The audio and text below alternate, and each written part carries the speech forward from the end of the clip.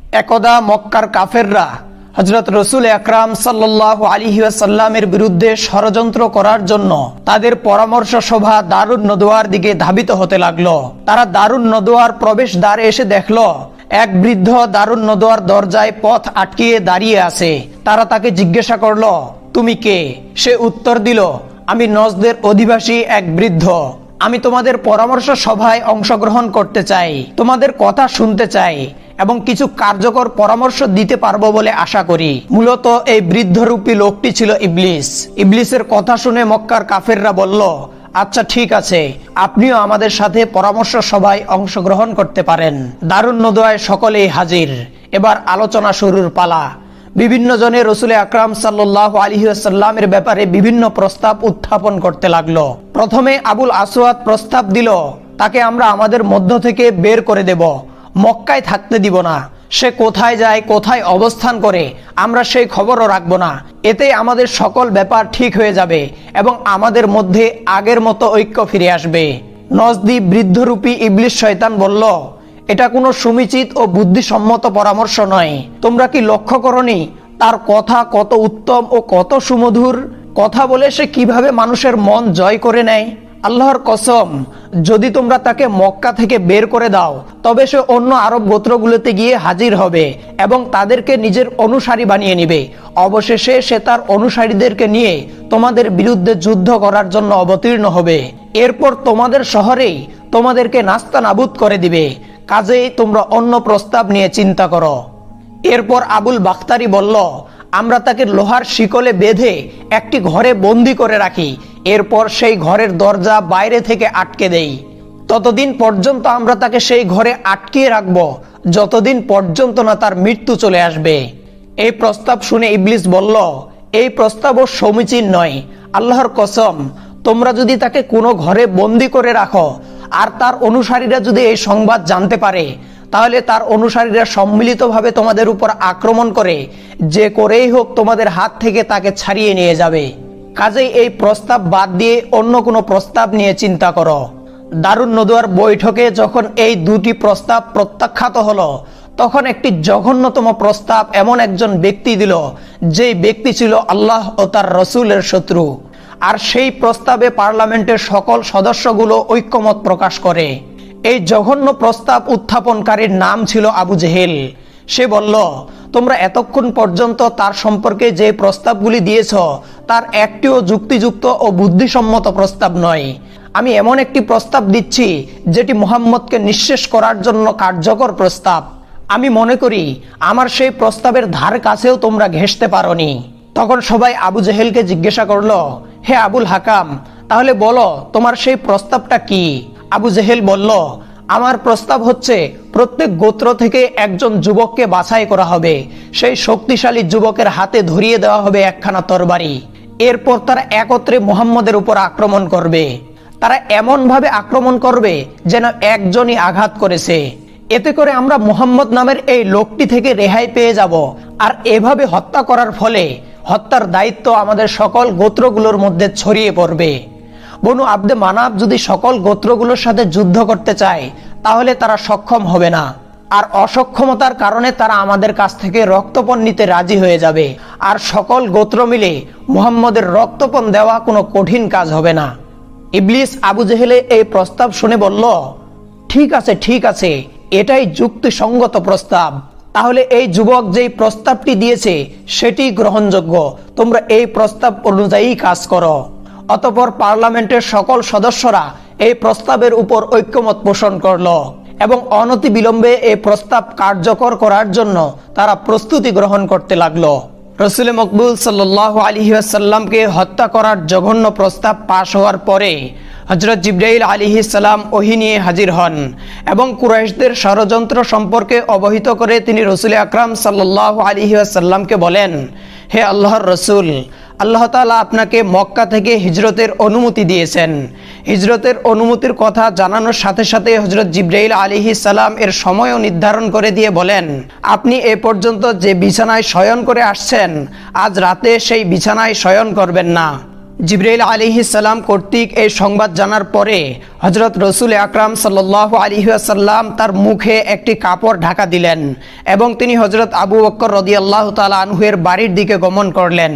সেই সময়টি ছিল ঠিক দুপুর।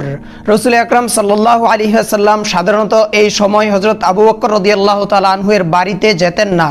হযরত রাসূল আকরাম সাল্লাল্লাহু আলাইহি ওয়াসাল্লাম যখন এই সময় আবু বকর রাদিয়াল্লাহু তাআলা আনহু এর বাড়িতে আসলেন, আবু বকর রাদিয়াল্লাহু তাআলা আনহু তাকে দেখে বললেন, আমার মা বাবা আপনার জন্য কুরবান হন।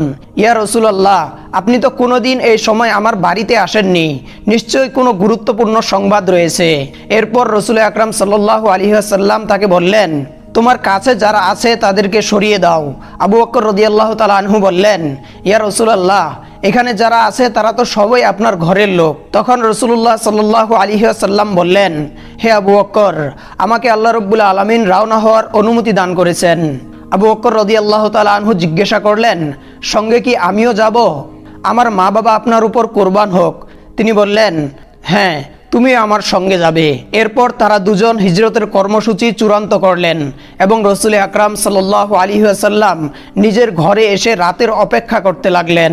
এদিকে হযরত রাসূল আকরাম সাল্লাল্লাহু আলাইহি ওয়াসাল্লাম হিজরতের যাবতীয় কর্মপরিকল্পনা চূড়ান্ত করে রাতের অপেক্ষা করছিলেন। অন্যদিকে কুরাইশের নেতৃস্থানীয় অপরাধীরা মক্কার পার্লামেন্ট দারুন নদওয়ায় সর্বসম্মতিক্রমে গৃহীত প্রস্তাব বাস্তবায়নে 11 জন ব্যক্তি নির্ধারণ করল। তাদের মধ্যে উল্লেখযোগ্য ছিল আবু জেহেল ইবনে হিশাম, হাকাম ইবনে আস, উকবা ইবনে আবি মুঈত, নজর ইবনে হারিস সহ অন্যান্য ব্যক্তিরা।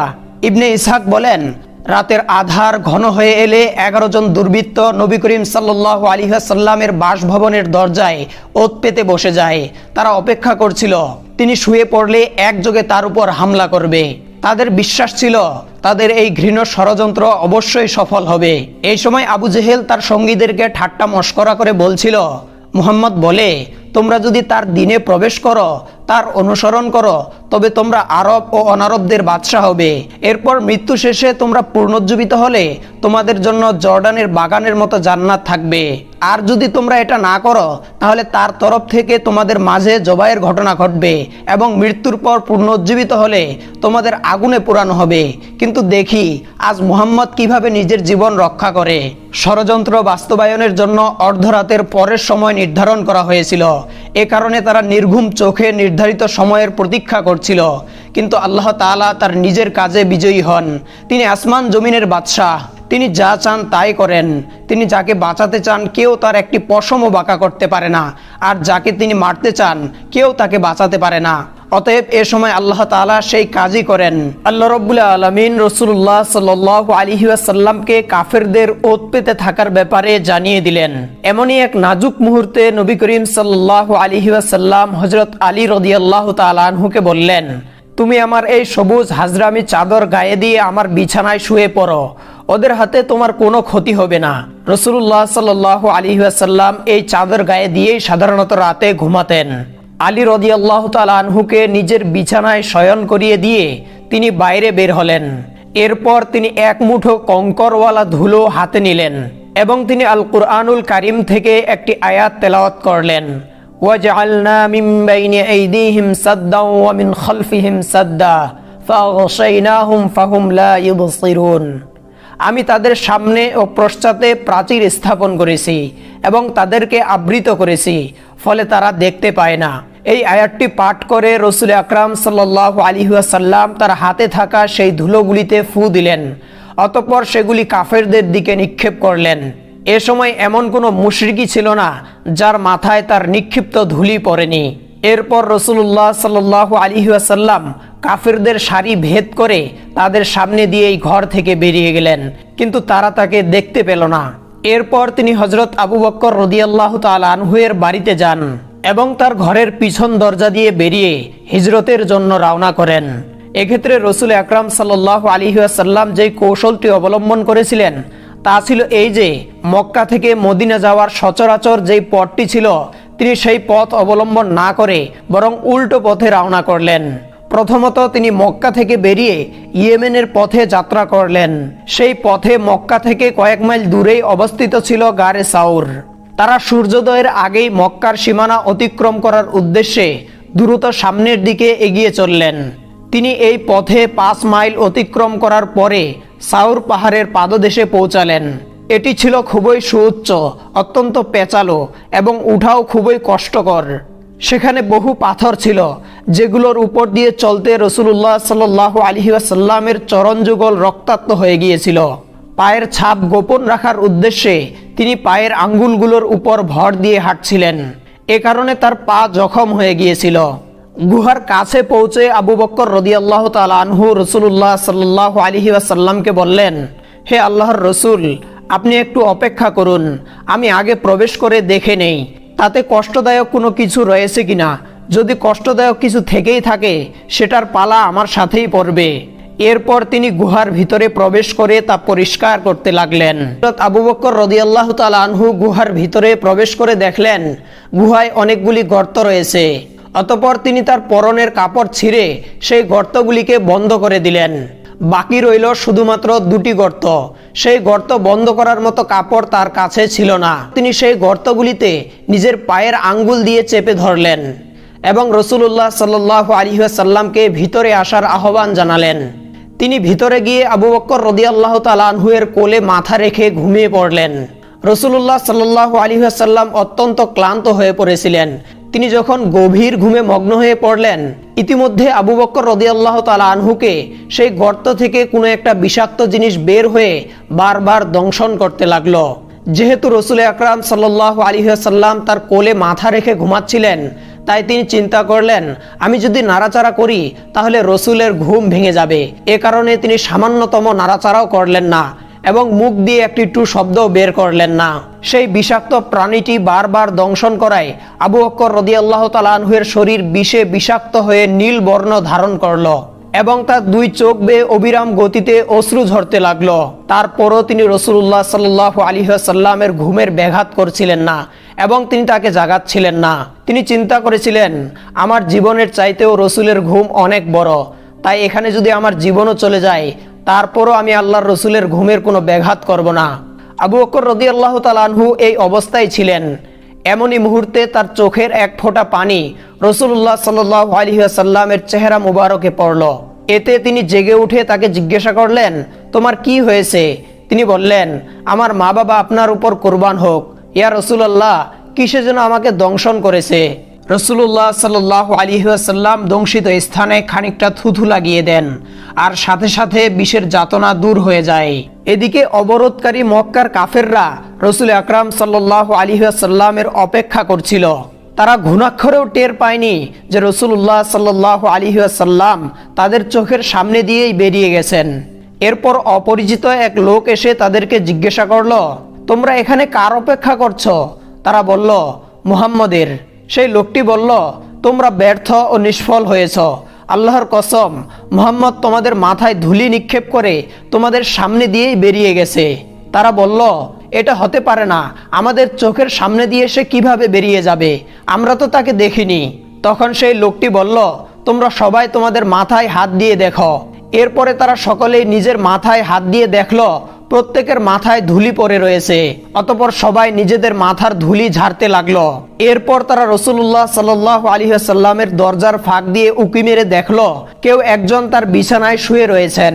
তাকে দেখেই তারা বলতে লাগলো, আল্লাহর কসম, এ যে মুহাম্মদ শুয়ে আছে, তার গায়ের ব্যবহৃত চাদরও রয়েছে। বিছানায় রাসূলুল্লাহ সাল্লাল্লাহু আলাইহি ওয়াসাল্লামে শুয়ে আছেন ভেবে তারা ভোর পর্যন্ত সেখানে অপেক্ষা করলো। ওদিকে ভোরে হযরত আলী রাদিয়াল্লাহু তাআলা আনহু শয্যা ছেড়ে উঠে আসলো। কাফেররা আলী রাদিয়াল্লাহু তাআলা আনহুকে দেখে বুঝতে পারলো তাদের হাতের ময়না উড়ে গেছে। এরপর তারা আলী রাদিয়াল্লাহু তাআলা আনহুকে জিজ্ঞাসা করলো, মুহাম্মদ কোথায়? তিনি বললেন, আমি জানি না। হত্যা পরিকল্পনার রাত অতিক্রান্ত হওয়ার পরে ভোরে কুরাইশরা পরিষ্কারভাবে বুঝতে পারল আল্লাহর নবী তাদের হাতছাড়া হয়ে গেছেন। তখন তারা যেন উন্মাদ হয়ে পড়ল। প্রথমে তারা হযরত আলী রাদিয়াল্লাহু তাআলা আনহুর উপর ক্রোধ প্রকাশ করল। তাকে অনেকক্ষণ তারা আটকে রাখলো।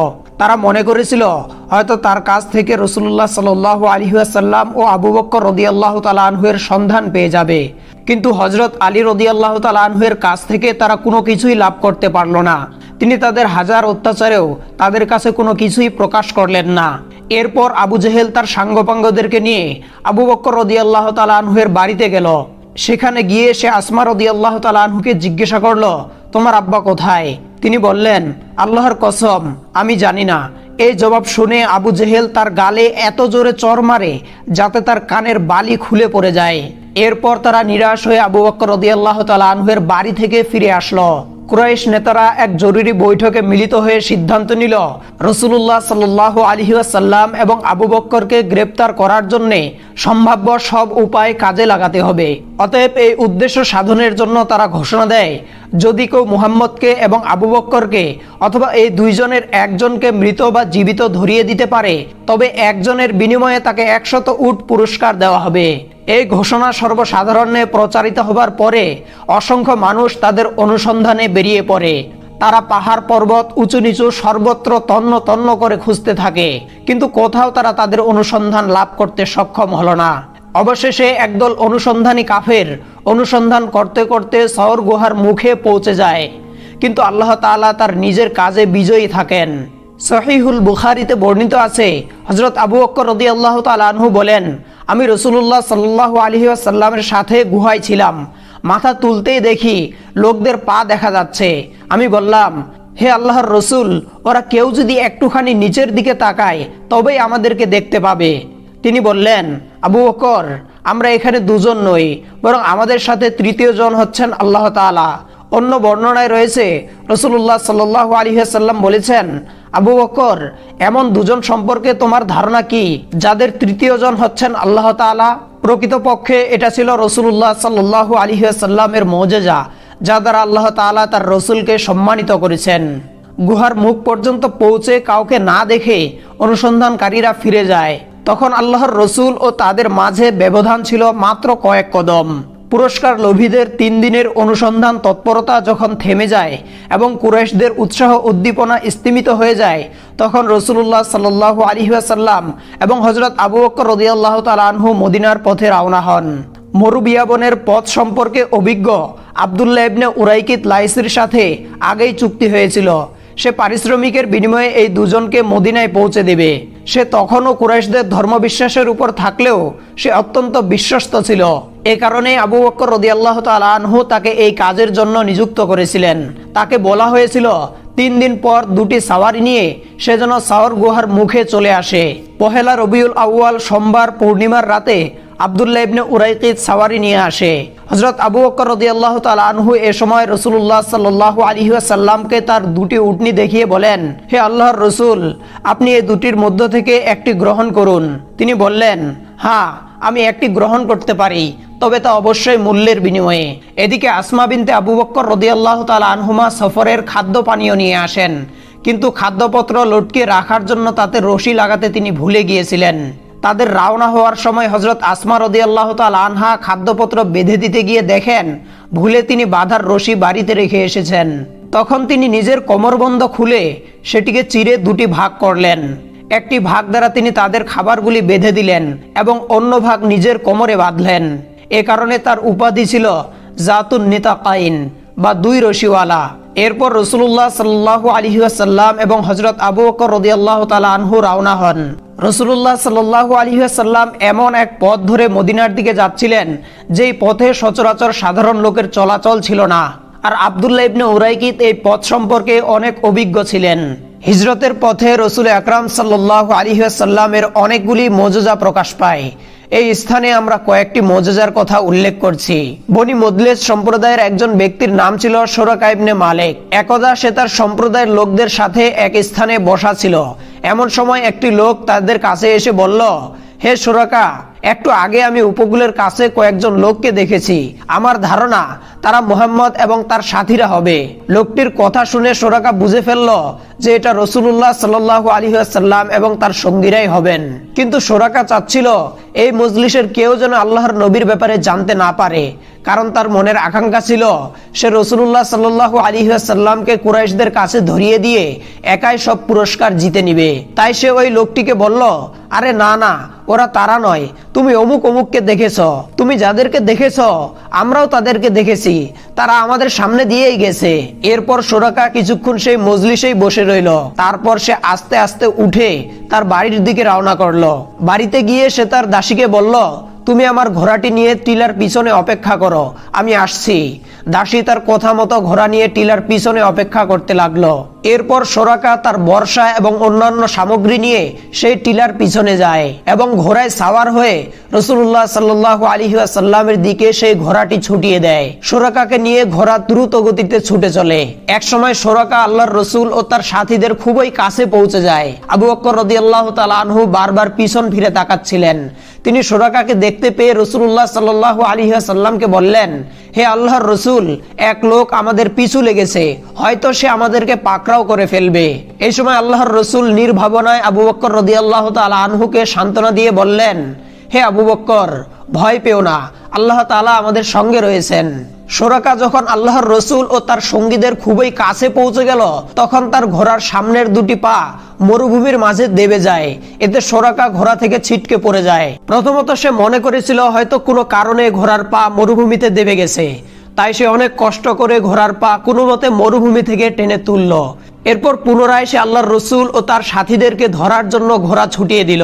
রাসূলুল্লাহ সাল্লাল্লাহু আলাইহি ওয়াসাল্লামের নিকটে গিয়ে সে শুনতে পেল আল্লাহর রাসূল কুরআনুল কারীম থেকে তেলাওয়াত করছেন। তিনি তাদেরকে ধরতেই যাবেন, এর মধ্যেই তার ঘোড়ার পা আবার মরুভূমির মাঝে দেবে গেল। তখন সুরাকা বুঝতে পারল কোনো এক অদৃশ্য শক্তি আল্লাহর নবী ও তার সাথীদেরকে সাহায্য করছেন। এই জিনিসটি উপলব্ধি করার পরে সুরাকা আল্লাহর রাসূল ও তার সাথীদেরকে ডাক দিল, হে মুহাম্মদ, তুমি আমাকে ক্ষমা করে দাও, আমার বিপদ মুক্তির জন্য দোয়া করো, আমি তোমার কোনো ক্ষতি করব না। আল্লাহর রাসূল সাল্লাল্লাহু আলাইহি ওয়াসাল্লাম সুরাকার আহ্বানে থেমে গেলেন এবং তার বিপদ মুক্তির জন্য দোয়া করলেন। সাথে সাথে সুরাকার ঘোড়া মরুভূমির কবল থেকে মুক্তি লাভ করলো। এরপর সুরাকা রাসূলুল্লাহ সাল্লাল্লাহু আলাইহি ওয়াসাল্লামের কাছে গিয়ে বলল, হে আল্লাহর রাসূল, আপনার কওম আপনাকে এবং আপনার সাথীদেরকে ধরার জন্য 100 উট পুরস্কার ঘোষণা করেছে। তিনি আমার এই কথার কোনো উত্তর না দিয়ে বললেন, তুমি আমাদের ব্যাপারে গোপনীয়তা বজায় রেখো। সুরাকা বলল, অবশ্যই হে আল্লাহর রাসূল, আমি আপনাদের সংবাদ কারো কাছে প্রকাশ করব না। এরপর আল্লাহর রাসূল সাল্লাল্লাহু আলাইহি ওয়াসাল্লাম সামনের দিকে অগ্রসর হতে লাগলেন। সুরাকা পিছনে ফিরে এসে দেখতে পেল লোকেরা তখনও তার অনুসন্ধান অব্যাহত রেখেছে। যার সাথে তার দেখা হলো তাকে এসে বলল, আমি ওদিকে খোঁজ করে এসেছি, অতএব ওদিকে গিয়ে কোনো লাভ নেই। আর এভাবেই দিনের শুরুতে যে ছিল রাসূলুল্লাহ সাল্লাল্লাহু আলাইহি ওয়াসাল্লামের চরম দুশমন, দিনের শেষেই সে হয়ে গেল তার পাহারাদার। এই সফরে আল্লাহর নবী উম্মে মাবাদ খোজাইয়ার তাঁবুর কাছ দিয়ে অতিক্রম করেন। এই স্থানটি ছিল মক্কা থেকে 130 কিলোমিটার দূরে অবস্থিত। এই মহিলা খুবই সুদর্শন ও শক্তিশালী ছিলেন। তিনি হাঁটুতে হাত রেখে নিজের তাঁবুর আঙ্গিনায় বসে থাকতেন। এ পথে যাতায়াতকারীদের পানাহার করাতেন। রাসূলুল্লাহ সাল্লাল্লাহু আলাইহি ওয়াসাল্লাম তার তাঁবুর কাছে গিয়ে তাকে জিজ্ঞাসা করলেন, তোমার কাছে কি খাবার কিছু আছে? সেই মহিলাটি বললেন, যদি কিছু থাকতো তবে আপনাদের মেহমানদারিতে কমতি করতাম না, বকরিগুলো দূরে চারণভূমিতে রয়েছে। তখন আল্লাহর রাসূল লক্ষ্য করলেন তাঁবুর এক কোণায় একটি বকরি পড়ে আছে। তিনি বললেন, হে আল্লাহর বান্দি, এই বকরিটি এখানে কেন? উম্মে মাবাদ বললেন, এই বকরিটি খুবই দুর্বল, হাঁটতে পারে না, তাই পালের পিছনে পড়ে রয়ে গেছে। রাসূলুল্লাহ সাল্লাল্লাহু আলাইহি ওয়াসাল্লাম জিজ্ঞাসা করলেন, এতে কি কিছু দুধ আছে?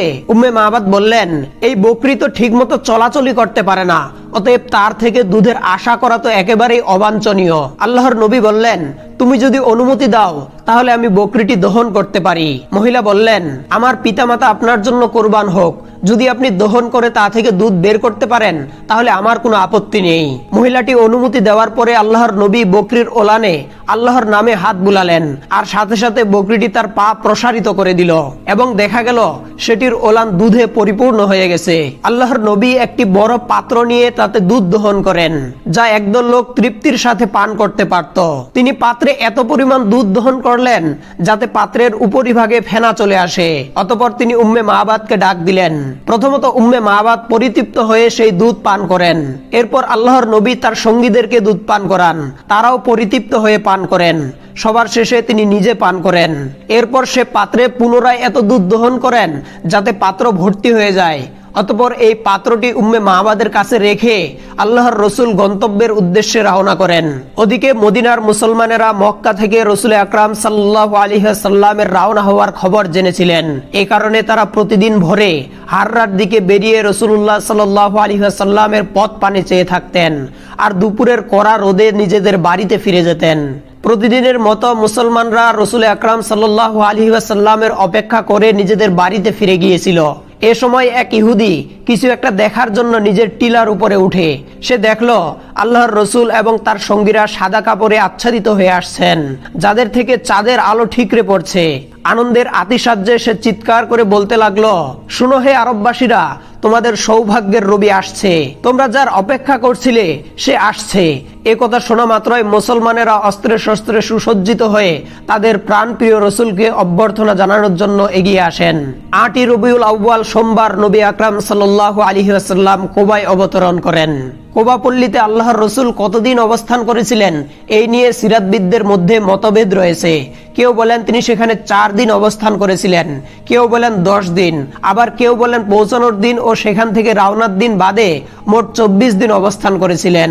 এ সময় তিনি মসজিদে কুবার ভিত্তিপ্রস্তর স্থাপন করেন এবং সেই মসজিদে নামাজ আদায় করেন। নবুয়তের পর এটাই ছিল আল্লাহর রসুলের প্রথম মসজিদ, যে মসজিদটি ছিল তাকওয়ার উপর স্থাপিত। বনু সালেম ইবনে আউফের মহল্লায় জুমার নামাজ আদায়ের পর আল্লাহর রসুল মদিনার দিকে গমন করেন। সেদিন থেকে ইয়াসরিবের নাম হয়ে যায় মদিনাতুর রসুল বা রসুলের শহর। এই দিনটি ছিল অত্যন্ত সমুজ্জ্বল ও ঐতিহাসিক। এদিন মদিনার অলিতে গলিতে আল্লাহর পবিত্রতা ও প্রশংসা ধ্বনি গুঞ্জরিত হচ্ছিল। আনসারদের শিশুরা আনন্দে উদ্বেলিত হয়ে গান গেয়েছিল, তলাল বাদরু আলাইনা মিন সানিয়াতিল ওয়াদা ওয়াজাবাশ শুকরু আলাইনা মাদা লিল্লাহিদা। যদিও আনসাররা অনেক বড় ধনী ও বিত্তশালী ছিলেন না, কিন্তু সবার আকাঙ্ক্ষা ছিল আল্লাহর রসুল তার বাড়িতেই অবস্থান করুক। তাই তিনি যে এলাকা দিয়ে অতিক্রম করতেন সেখানকার লোকেরা তার উটের রশি টেনে ধরে নিজের বাড়িতে অবস্থানের আবেদন জানাতেন। তখন আল্লাহর রসুল তাদেরকে বললেন, আমার উটনি ছেড়ে দাও, সে আল্লাহর তরফ থেকে আদেশ পেয়েছে। এরপর উটনি লাগাতার চলতে থাকে এবং বর্তমানে যেখানে মসজিদে নববী অবস্থিত সেখানে গিয়ে থেমে যায়। এটা ছিল আল্লাহর রসুলের মাতুল গোষ্ঠী বনু নাজ্জারের মহল্লা। উটনিটির এখানে বসে পড়া ছিল নিছক আল্লাহ তাআলার তৌফিক, কেননা আল্লাহর রসুল তার মাতুল বংশের লোকদের মাঝে অবস্থান করে তাদেরকে সম্মানিত করতে চাচ্ছিলেন। এবার বনু নাজ্জার গোত্রের লোকেরা তাকে নিজ নিজ বাড়িতে নিয়ে যেতে আবেদন নিবেদন শুরু করে দিলেন, কিন্তু হযরত আবু আইয়ুব আনসারী রাদিয়াল্লাহু তাআলা আনহু ছুটে এসে উটের পালান তুলে নিয়ে তার বাড়িতে চলে যান। এরপর আল্লাহর রসুল সাল্লাল্লাহু আলাইহি ওয়াসাল্লাম বলেন, মানুষ তার উটের পালানের সঙ্গে যুক্ত। অতঃপর আল্লাহর রসুল বেশ কিছুদিন আবু আইয়ুব আনসারী রাদিয়াল্লাহু তাআলা আনহুর বাড়িতেই অবস্থান করেন। প্রিয় দর্শক, এই ছিল আল্লাহর রসুল সাল্লাল্লাহু আলাইহি ওয়াসাল্লামের হিজরতের কাহিনী। আল্লাহ রাব্বুল আলামিন আমাদেরকে এই কাহিনী থেকে শিক্ষা লাভ করে তার ইবাদত করার তৌফিক দান করুন। আমিন।